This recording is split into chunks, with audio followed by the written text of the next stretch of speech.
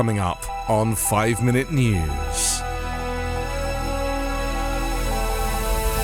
Signalling system failure led to India train crash killing 275. Thousands march against right-wing populist government in Poland. And wealthy nations undermining work to help poorer countries. It's Monday, June 5, 2023. I'm Anthony Davis.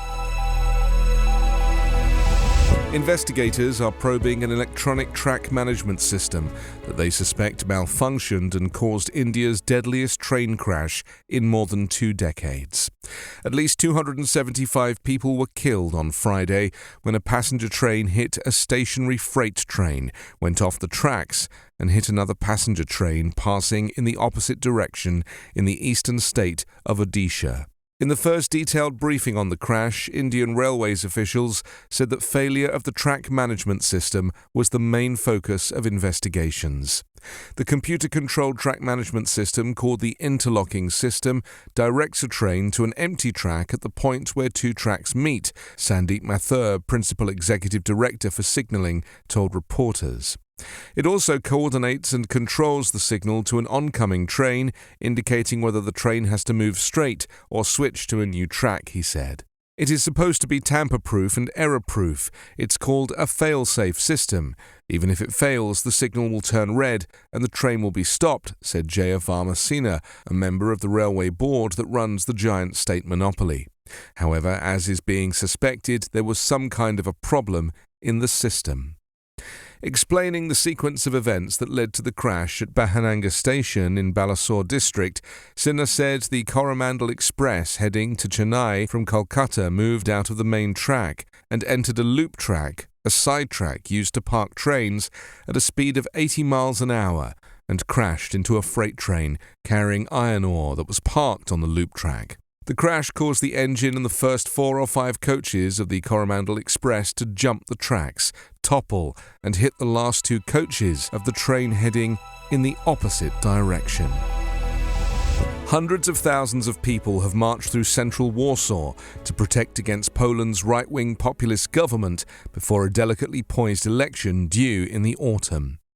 The Law and Justice Party came to power in 2015, since when it has eroded democratic norms, attacked the independent judiciary, and launched campaigns against the LGBTQ+ community and reproductive rights. "We're 500,000 here. It's a record," said Donald Tusk, the former Prime Minister who leads the Civic Platform opposition grouping.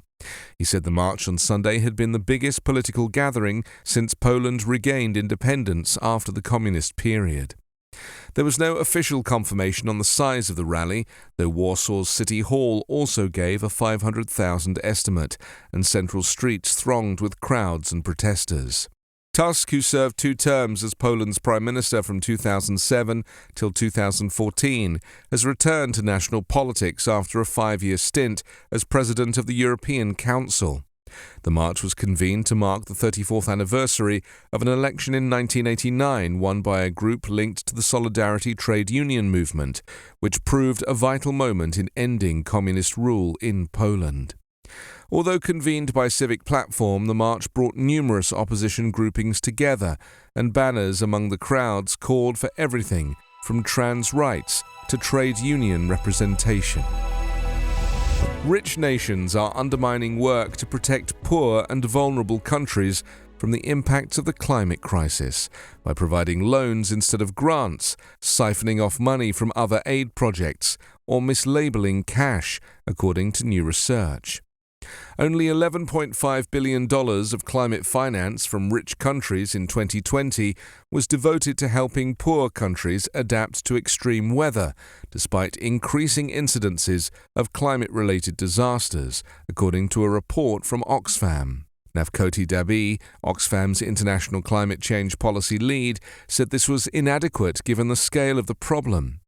Don't be fooled into thinking $11.5 billion is anywhere near enough for low and middle-income countries to help their people with more and bigger floods, hurricanes, firestorms, droughts, and other terrible harms brought about by climate change, she said.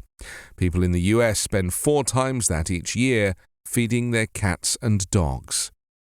Under a promise made by the developed world in 2009, developing countries should have been receiving $100 billion a year in climate finance from 2020, made up of funds to help countries adapt to climate impacts and cut their greenhouse gas emissions.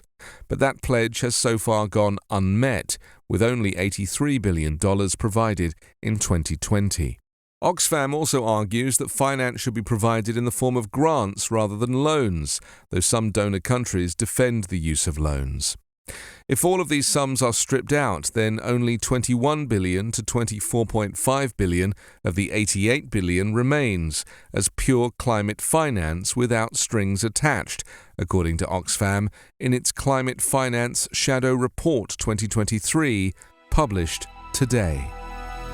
5-Minute News is an Evergreen podcast covering politics, inequality, health and climate, delivering independent, unbiased and essential world news daily. Hello, this is Gary Chahot welcoming you to check out the French History Podcast. Our main show covers the history of France from the first humans until present. If you liked Mike Duncan's The History of Rome and wanted a similar program covering the land of beauty, culture, and love, we are exactly that. We also host world-renowned scholars who have delivered guest episodes on their specialties, including 18th century pirates, revolutionary booksellers in 20th century Paris, the special friendship between the Marquis de Lafayette and Thomas Jefferson, and numerous others. Learn what you love and listen to the French History Podcast today.